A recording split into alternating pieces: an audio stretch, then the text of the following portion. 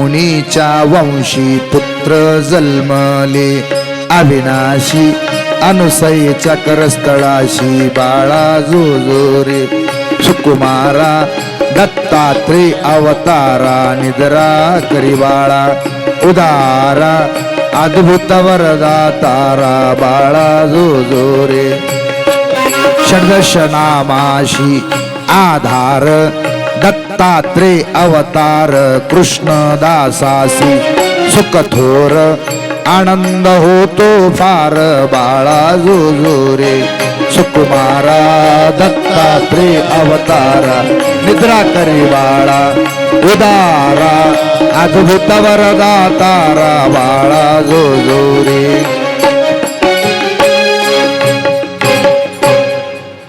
या न्यायाप्रमाणे अनुसया माईनं त्या ब्रह्म विष्णू महेशाला पाळण्यात घालून हलवायला लागलेले आहेत. आता इकडं पाळणं हलवायला लागलेत अनुसया माय. पण योग असा आहे, सत्यलोक वैकुंठ आणि कैलासामध्ये त्यांचे व्यवहार खुंटित झालेले आहेत. व्यवहार खुंटित झालेले आहेत. तिथं उत्पत्ती संहार आणि पालन, उत्पत्ती करायचं काम ब्रह्मदेवाकडे, पालन करायचं काम विष्णूकडे, संहार करण्याचं काम महादेवाकडे. तिघाचे व्यवहार खुंटीत झालेले तिन्ही शिखरावरती, सत्यलोक वैकुंठ आणि कैलास. तिघींना प्रश्न पडलेले, देव कुठे असतील?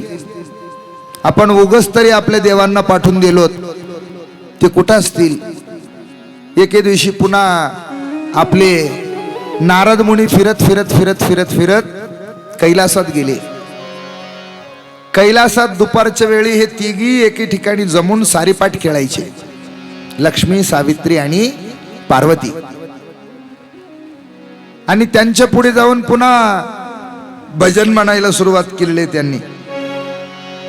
जय जय अनसुया माये, जय जय अनसुया माये, जय जय अनसुया माये, जय जय अनसुया माये. बापा, या भजनानं तर एवढं मोठं प्रकरण झालंय म्हणले, आणखीन सुद्धा तुम्ही तेच भजन म्हणायला लागले आमच्या जवळ येऊन. कुठं आहेत म्हणले आमचे मालक? 6 महिने झाले त्यांचा पत्ताच नाही. नारदाने सांगितलं, तुमचे मालक 6 महिन्याचे लेकर झालेत म्हणले अनुसयाच्या घरी, आणि ते पाळण्यामध्ये हालायला लागल्यात. मग आता म्हणले त्यांना आणण्यासाठी तुम्हाला जावं लागतंय. लहान लेकरायला तुमच्या घरी कसं यायला जमल? त्याला यायला कसं सुचल? त्याला तुमचं घर कसं समजेल? कुठं आहे ते काय माहित आहे तुमचं घर? तुम्हाला जावं लागेल. एका आरतीमध्ये खूप सुंदर सांगितलंय, सप्तगिरी पर्वती सप्तगिरीच्या पर्वतावर नांदे श्री अनंत भक्तिभाव भजवित अमोघ दर्शन नाना लीला अत्रि ऋषीचा सुत तो नवे दैवताकृत परात पर ब्रह्म परवस्तूची ज्योत का भ्रमलासी का जीवा अहम काढूनी ठेवा आम कृती काढूनी ठेवा लावा हृदयी ज्ञान दिवा प्रकाश पडता गौसेल मोती ब्रह्म विद्ये सागरी जय जय पर्वत सयांद्रगिरी जय जय पर्वत सयांद्रगिरी गिरीवर शिखरी दत्त दिगांबर अखंड क्रीडा करी सप्तगिरी पर्वती चरित्र पाऊन नारद सांगी पुसत से पार्वती माता अणुसया एक सती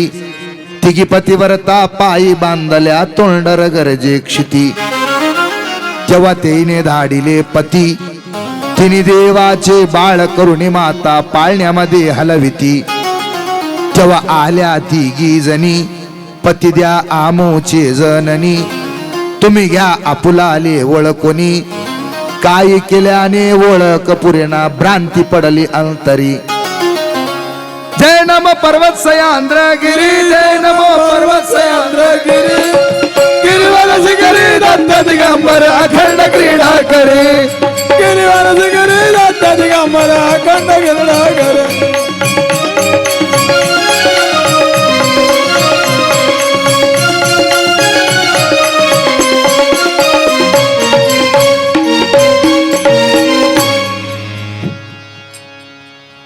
त्या लक्ष्मी, सावित्री आणि पार्वती तिघी जण नारदासोबत निघालेले आहेत. नारदांनी त्यांना घेऊन निघालेले आहेत कोणीकडे? बद्रिकाश्रमाकडे.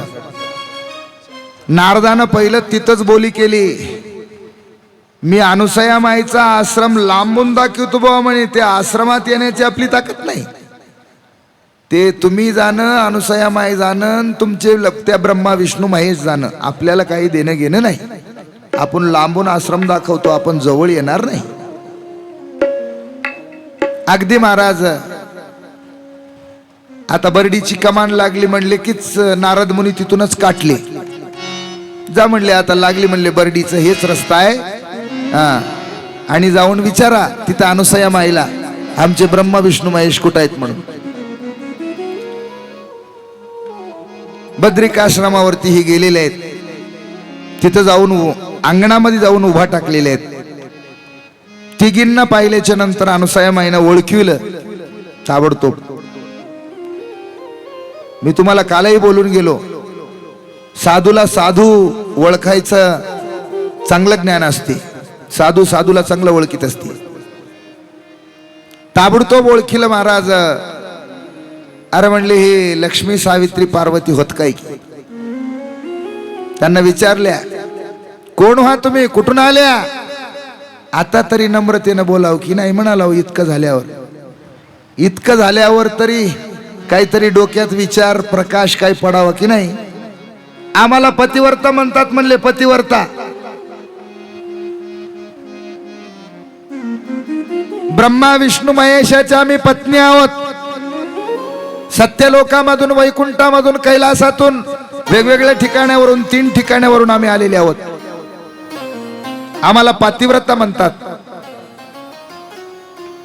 अनुसया माईने सांगितलं, बरं बरं बरं बरं बरं, कोणी रामा तर मधात या. पाहुण्याचं काही रीत पद्धत काही असते की नाही, बाहेरूनच बोलतात की काय. म्हणून आमचे पूर्वी काही लोक खेड्यात म्हणायचे, घर खूप मोठं बांधलं पण या घराला चाल नाही रे. चाल म्हणजे पुढच्या बांधकामासाठी नाही, त्या घरात गेल्यावर रीत नाही, है का नाही. मधात बोलवल्याच्या नंतर कसं काय निघाले, काय काय काम होतं, जेवण खावण, काही चहा पाणी नाश्ता. लक्ष्मी, सावित्री, पार्वती या तिघींनी सांगायला सुरुवात केलं, आमचे ब्रह्मा विष्णू महेश तुमच्याकडे आलेले आहेत.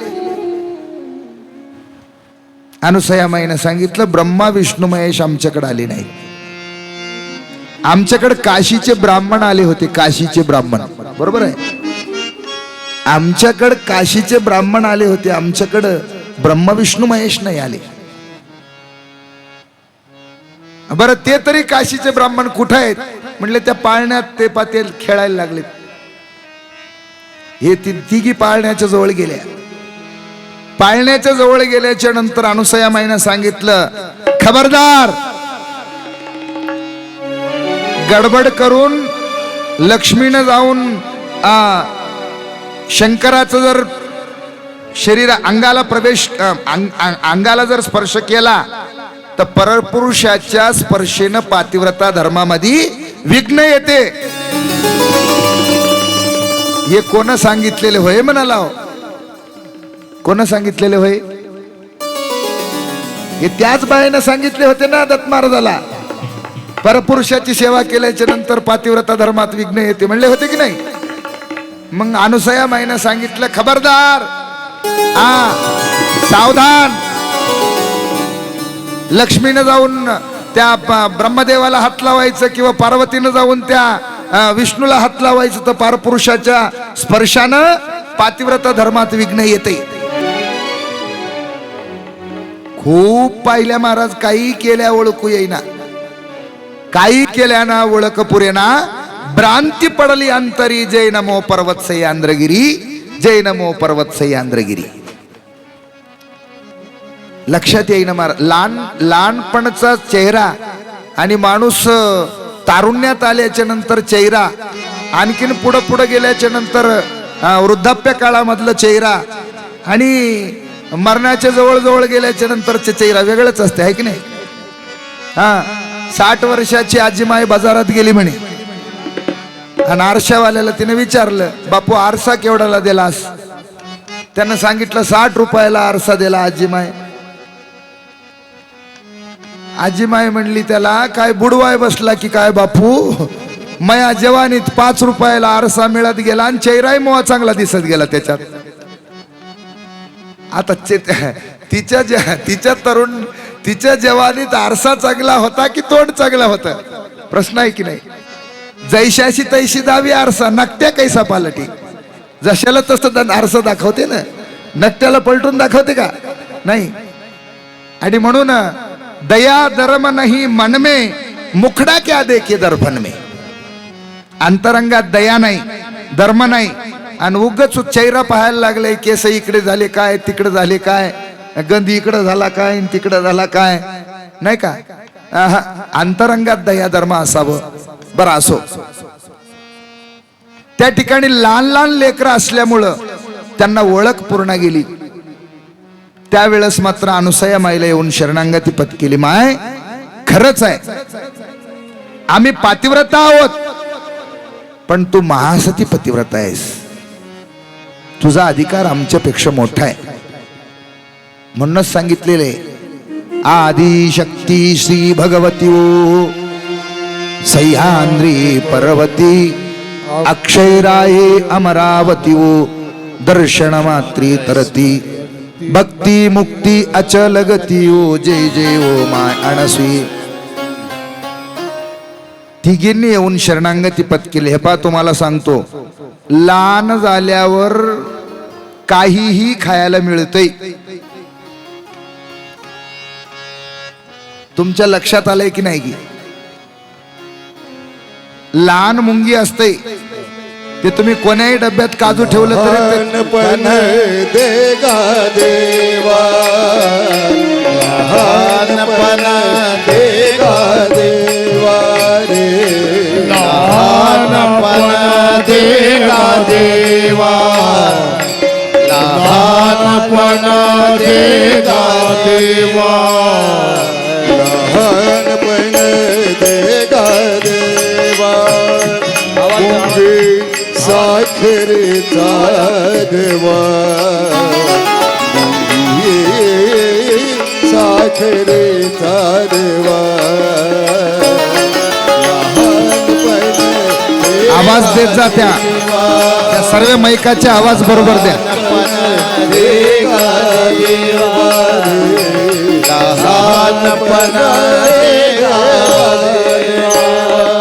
मुंगे साखर तारवा, मुंगे साखर तारवा, लहानपण देगा देवा, लहानपण देगा देवा, लहानपण देगा देवा.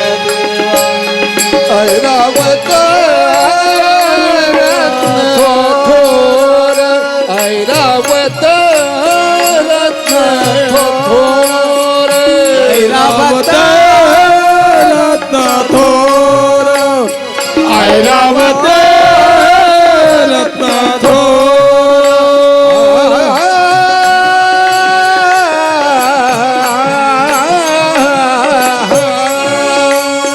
ऐरावत रत्न थोर, दया अंकुशाचा मार, अंकुशाचा मार रे. लहानपण देगा देवा, लहानपण देगा देवा, लहानपण देगा देवा, देगा देवा.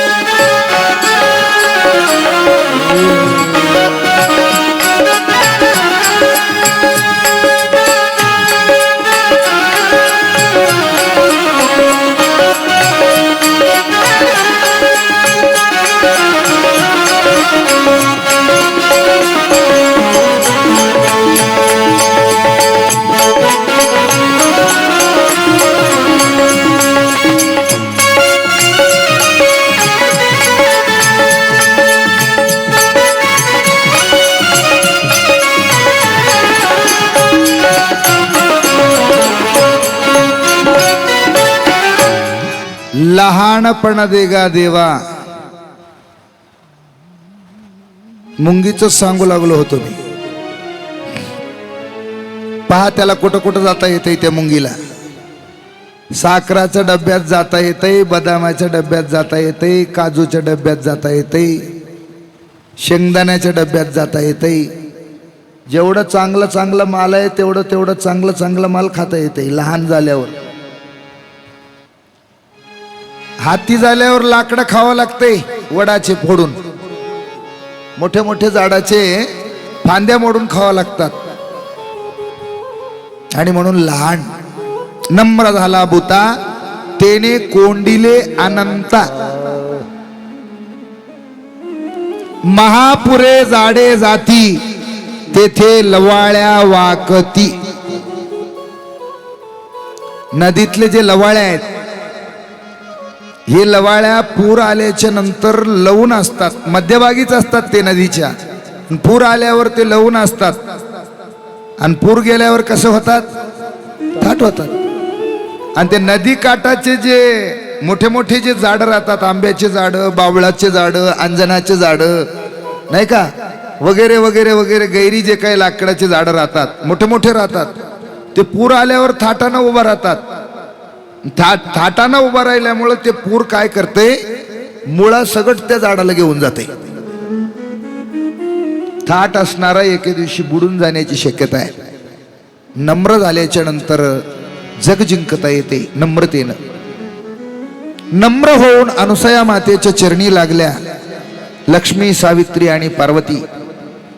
या तिघींनी अनुसया मायला विचारायला सुरुवात केलं, माय आणि आता मात्र उशीर न करता आमचे पती ओळखून द्या. अनुसया माईनं जवळ पाळण्याच्या जाऊन सांगायला सुरुवात केलेली आहे त्यांना. हे पहा, इथं थोडस तिसऱ्या डोळ्याचा आकार दिसायला लागलाय. हे शंकर जे आहेत, पार्वतीला सांगितलं उचला. आणि अनुसया माईनं पुन्हा सांगितलं, हे पहा, या विष्णूच्या छातीमध्ये भृगूनं लात मारलेलं आहे आणि ते लात मारलेले ते ठसा आहे पायाचा, हे विष्णू आहे, याला उचला. लक्ष्मीनं उचललं आणि बारीक बारीक एकच मुंडका आहे, पण बारीक बारीक अशा चौकडून मुंडका असल्यासारखे 4 मुंडक्यासारखं दिसायला लागले. म्हणजे चारीकून मुंडका असल्यासारखं दिसायला लागले. चारी दिशेला आपला चेहरा असल्यासारखं दिसायला लागले. ते ब्रह्मदेव आहे. सावित्रीने उचलला. या स्त्रियांचा हात त्यांना लागल्याबरोबर हे पहिले जसे होते तसे झाले. मूळ स्वरूप आलं त्यांना. मूळ स्वरूप येण्याबरोबर मात्र धडधडा लोटांगण घालू लागले अनुसया माईच्या चरणी आणि अनुसया मातेला विनंती करू लागली, माफी मागू लागली. आणि त्या स्त्रिया सुद्धा पाया पडून माफी मागू लागल्या. आम्ही स्त्रिया बुद्धिहीन,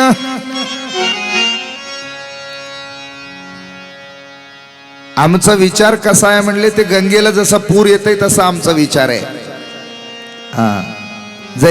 जैसा गंगेशी आला पूर, तैसा आमचा स्त्रियांचा विचार. म्हणून शाणे माणसं जास्त करून घरात विचारपूस करीत नाहीत. घरात सामान आणूस तर पताच लागत नाही.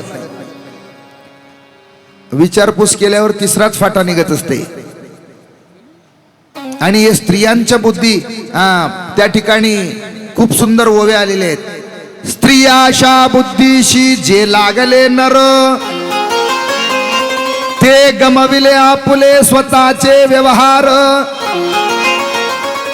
स्त्रीनं सांगावं आणि पुरुषानं ऐकावं, ते घर कधीही समोर जात नाही. आणि समोर गेलेलं असेल तरी तिथं कारभारीन बाई झाली की मग ते घर आपोआप मागे येते.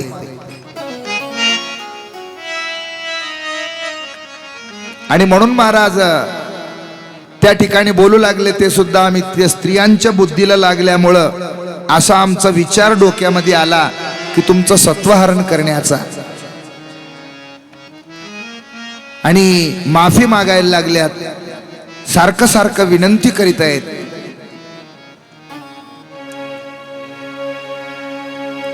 चूक करणाऱ्यापेक्षा माफ करणारा फार मोठा आहे.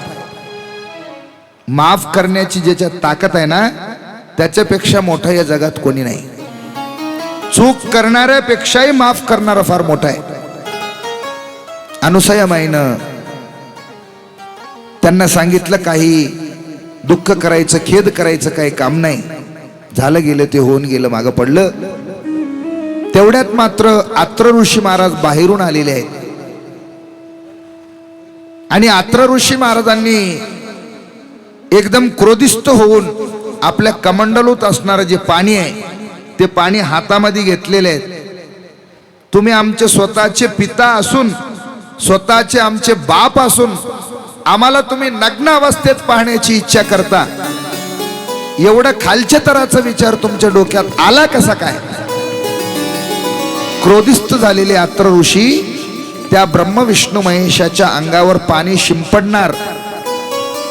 तेवढ्यात त्या ब्रह्म विष्णू महेश वडील असून सुद्धा, वयाने मानाने सर्व गोष्टीनं वडील असून सुद्धा, मोठे असून सुद्धा त्यांनीच आत्र ऋषी महाराजांना माफी मागायला सुरुवात केलेली आहे.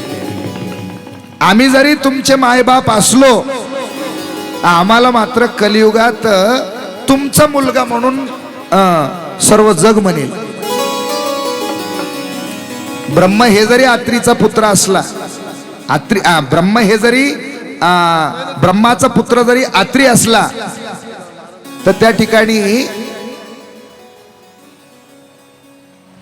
आत्री ऋषी महाराजांना ते बोलत आहेत, ब्रह्मा विष्णू महेश, आम्ही मात्र आता इथून पुढे कलियुगात आम्हाला तुमचा मुलगा म्हणतील, आणि म्हणून आम्हाला यावेळेस माफ करा, करा क्षमा अपराध, महाराज तुम्ही सिद्ध. आणि तेवढ्यात महाराज अनुसयामाईनं सुद्धा बोलायला सुरुवात केली आहे. आज तुम्ही झाले रे बापा म्हणले मुलं,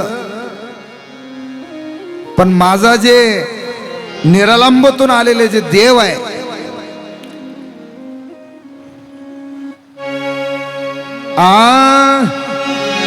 निरालंबीचा देवाला मला होणे आला, आला हो बाई दिगंबर बोळाव आला, आला ग बाई दिगंबर बोळाव आला. निरालंबीचा देवाला मला आला, आला ग बाई दिगंबर बोळावे आला, आला ग बाई दिगंबर बोळावे आला. दिगंबर बोळाव्याची काय सांगू नवलाई, काय सांगू नवलाई, काय सांगू नवलाई. काकत जोडा हातात चिमटा, जवळ काही नाही, जवळ काही नाही हो, जवळ काही नाही.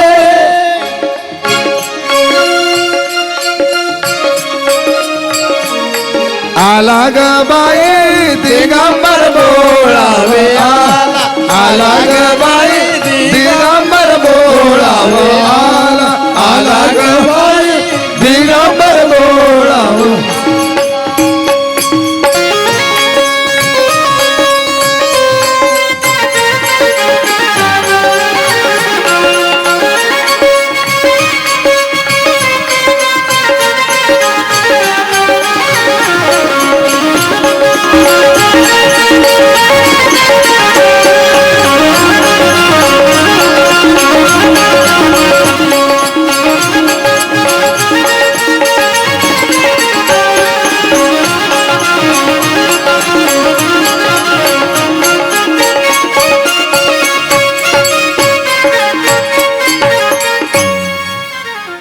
निरालंबातले दत्त महाराज आलेले आहेत, पण हे सर्व कार्य ते गुप्त रूपात असूनच पाहत आहेत.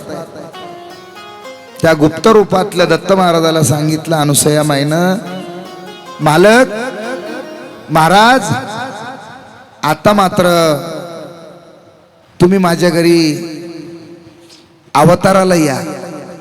का तर मी काय तुम्हाला नाव घातली नाही, मी काय तुम्हाला जेवू घातली नाही.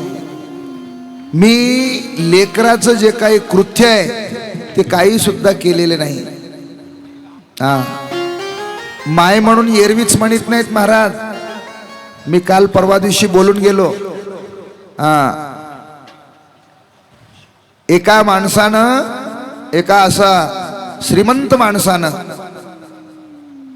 माईला असं सुंदर असं गादीवर बसवलं आणि मला माईच्या खोलीत नेलं आणि मला म्हणायला सुरुवात केला, महाराज मी आईचा उपकार फेडायला लागलो. मला आईनं लहानपणी पाळण्यात घालून हलवलं. मी आता आईची खूप सुंदर असं गादीवर सोय केलेली आहे आणि आईनं मला लहानपणी जेवू घालायची. आता आईचा हातपाय पडलेले, मी स्वतः माझ्या हाताने चारवतो, जेवू घालतो. आईनं मला लहानपणी झोपवायची, मी सुद्धा आता आईला बरंच रात्र रात्र झोपू येत